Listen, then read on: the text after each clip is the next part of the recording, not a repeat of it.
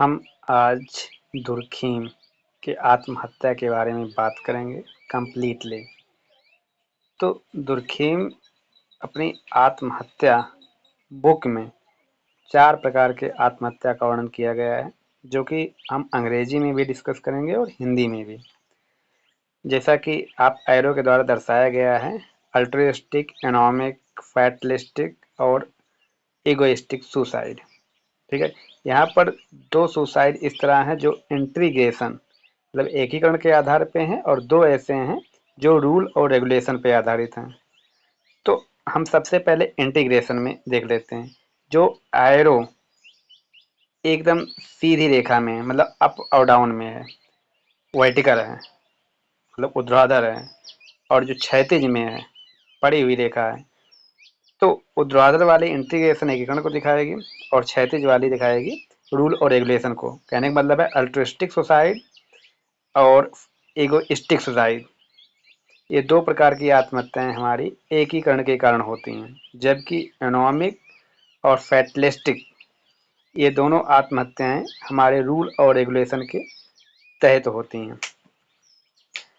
तो हम बात कर लेते हैं रूल रेगुलेशन के कारण कौन कौन सी और एकीकरण के आधार पे। तो यहाँ पर देखेंगे बॉक्स में सोशल इंटीग्रेशन मतलब एकीकरण के आधार पे जो होती हैं।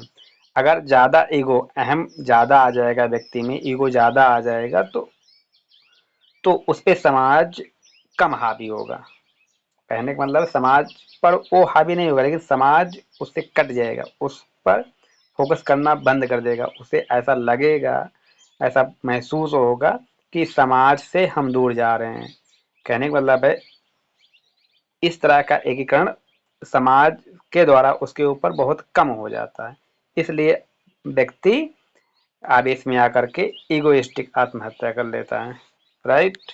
दूसरा है अल्ट्रिस्टिक।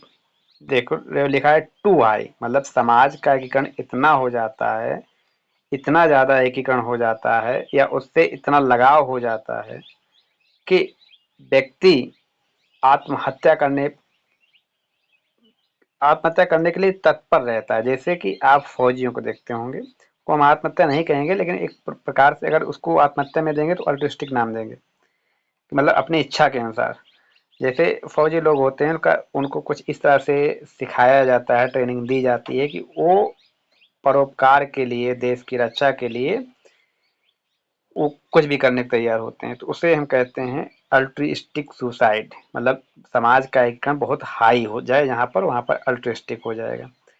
और नेक्स्ट बात करते हैं रूल और रेगुलेशन के आधार पे।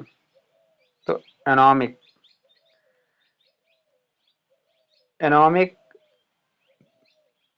सुसाइड में व्यक्ति एनोमिक मतलब विसंगति होती है।